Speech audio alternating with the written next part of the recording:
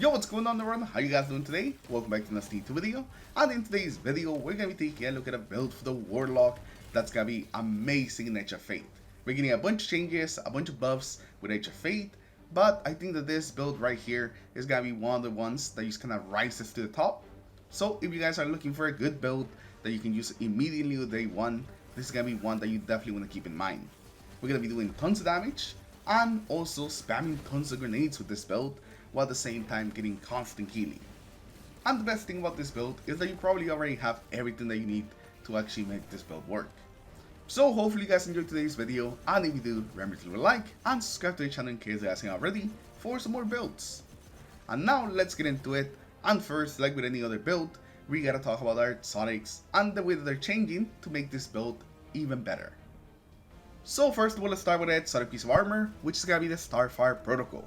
Now the Starfire Protocol is getting a big rework that it's essentially going to make it a lot less restrictive like it is right now. So you'll no longer have to use stand on your Emperion Rift or on your well to actually be able to use the Starfire Protocol. You're actually going to be able to just roam around and constantly get that huge amount of energy back.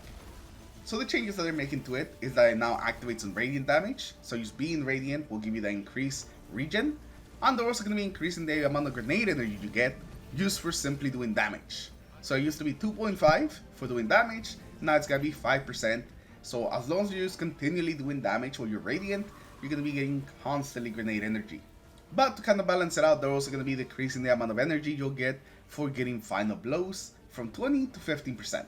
So your overall energy that you get for just doing damage is higher, and also just because how often you could stay radiant on the solar, it means that you're basically gonna have this thing on all the time. So anytime you do damage, anytime you get kills, you're gonna be getting a ton of grenade energy, so you can just keep throwing the grenades out there.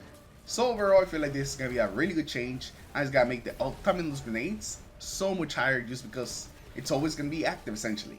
As long as you're radiant, you're always gonna have more grenade energy. And this combined with some of the way that the stats are getting reworked, with the grenade stat giving you increased damage to your grenades, this thing is gonna go crazy. You're gonna have 2 grenades that you have constantly up all the time, all of them doing extra damage. It's gonna be insane. Now when it comes to the weapons, that's where the beauty of this build really comes in, because as long as you're radiant, it doesn't really matter what you're using. Sure, you are gonna have a lot more synergy with solar weapons, but you don't really have to run specific weapons with this build at all. As long as you continually keep that radiant up, you're essentially gonna be able to use whatever you want. But solar weapons definitely have an advantage, and they'll have a lot of synergy with the rest of our subclass, so I still recommend that you run some solar weapons, whether it's the rocket sidearm, the loader wolves, the Tikus. Any good solar weapon that you like will be really good with this build. Now for the subclass, we are going to be on Dawnblade Warlock. This class is not really getting any changes with the Edge of Fate. It's kind of heading into the Edge of Fate just the way it is, so we know exactly what to expect. Unless like they drop some last moment right before the update type of updates. By the way that it looks right now, it seems like we're not really getting any changes for the solar subclass specifically. Now for your super, you can run either Song of Flame or Well of Radiance. It works with both of them, doesn't really have to be with a specific one. I think Well it's gonna work better in any like DPS situation, while for everything else, Song of Flame is gonna work pretty well, but even at DPS, Song of Flame is also gonna be really good. For your class abilities, since we're no longer tied to the Empowering Rift, we can really use anything. So I went back to the Phoenix Dive just because I love the Phoenix Dive. It's a short cooldown and you can spam it a lot, essentially anytime they need some healing. But any of the rifts are really gonna work, but it's just really nice that we're not really tied to the Empowering Rift specifically anymore. For your melee, you don't really have to have a specific one. You can go with Celestial, Incinerator Snap, both of them are gonna work. And for your grenade, of course it has to be the fusion grenade. Without it, the build just doesn't work. Now for our aspects, we can have Touch Flame. This is going to improve our grenades, allowing our fusion grenades to actually explode twice instead of just once, which is going to apply more Scourge stacks, as well as just doing more damage. And for your second aspect, I'm going to recommend the Helium. Works really well with the Phoenix Dive. The uptime on it is going to be quite a lot, and you're also going to be adding a little bit extra damage, as well as more Scorching to your build, allowing you to trigger even more ignitions. With the Helium and the grenades just constantly spreading Scourge, you're going to have a lot of ignitions happening. Now moving on to the fragments, the very first one is going to be the Ember Torches. This is going to give us a very easy way of becoming Radiant.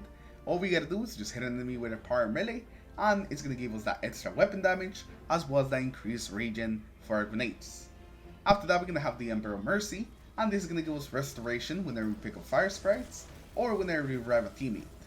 And this is going to be really good, especially with all the fire sprite stuff that's going to be in the artifact next season. This is going to be the main way that we're going to kickstart that restoration, and just constantly have that healing. After that, we're going to have the Ember of Emperion, and this is the way that we're going to be able to keep up that restoration that we get from the fire sprites, and also that radiant that we're going to be getting for our power melees, because every time that we get a kill with our solar weapon or ability, it will extend the restoration and radiant timer. Meaning that as long as we keep defeating enemies with our weapons or our solar abilities, we're basically going to have those buffs just all the time. They're never going to run out as long as there's enemies around. And the final fragment is going to be for some more solar ability. It's going to be the Ember of Resolve. Solar Grenade Final Blows, Cure Us. So whenever we just get any kill with our grenade, we're just going to get a bit of health back. Use immediately. It's not regen, it's just like a flat amount of health back. So it's going to be very nice and very helpful for keeping us alive. And because of all the grenades we're going to be throwing with this build, this is going to be something that's going to be just constantly proccing over and over again. Now here at the end is usually where we go over the armor mods as well as the artifact mods. But since the armor is changing so much in the Edge of Fate, we're going to keep this pretty short. You basically want to just prioritize the grenade stat. It's going to allow you to get your grenades faster as well as them doing more damage. So this is the one that you want to prioritize the most. There is going to be a type of armor that's actually going to be very good for this type of build, and it's going to be the Grenadier armor, which is going to give you the grenade as the primary stat, with your super being the secondary stat. Now that one's going to work really well, and I think is the type of armor that you should go with on this build.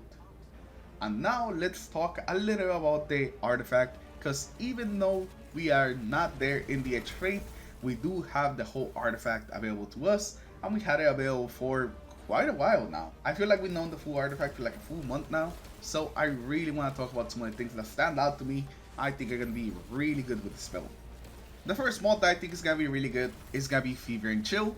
Rapid precision hits with solar weapons gives you Radiant. So this is going to be another way of just very easily getting Radiant on you. So if you don't have a melee, you can just easily proc it with precision hits, and it just means that you're always going to have Radiant.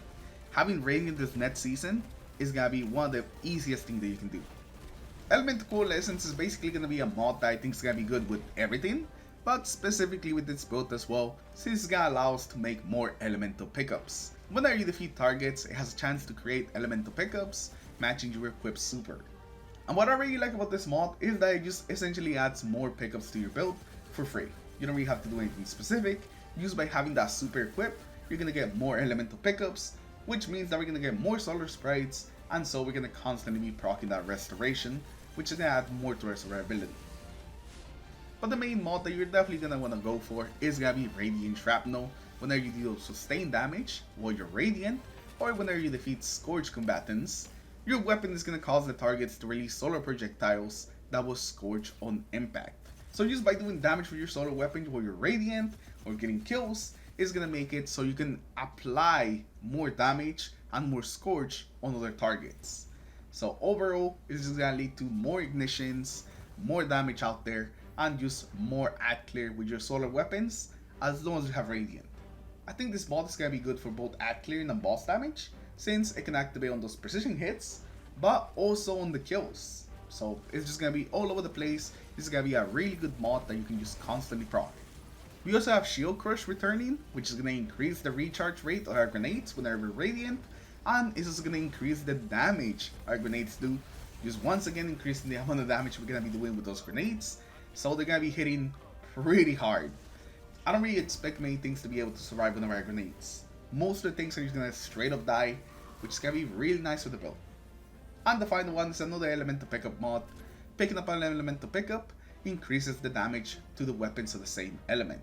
So every time that you pick up a fire sprite, it's just going to give our solar weapons even more damage. So we already have the extra damage from Radiant, and this is going to give us even more damage, meaning that we're just going to be doing tons of damage with our grenades, with our weapons, all while constantly having restoration and also healing every time that we get kills with our grenades. The synergy of all these mods is just insane, that even if there's not that many solar mods in the artifact itself, they all work so well with each other that it's going to be fantastic, and the solar builds are definitely going to have a place this season. So this is definitely a build that I'm excited to try out in the first day. I'll make sure to leave a link in the description below in case you guys want to auto-equip a bunch of this stuff. It won't have mods or artifacts since those are going to be all changing, but it will have the other stuff basically set up in the subclass, as was adding a couple of weapons to your inventory that I think are going to be good with the build. So make sure you check them link in the description below. And also let me know in the comments below, what do you guys think about this build? Do you think it's going to be good? Do you think it's going to be just okay? Do you have any other builds that you guys want to see? Or if you guys want to request a specific build for a specific character or subclass, make sure you guys also leave those in the comments below, since we're going to be posting lots and lots of builds. There's going to be another video today out for the Hunter, which is a build that I'm really looking forward to using the Hunter, but this time it's not going to be on Solar, but Strand Hunter. So hopefully you guys enjoyed that as well. Thank you for watching today, and I'll see you guys in the Edge of Fate. Peace.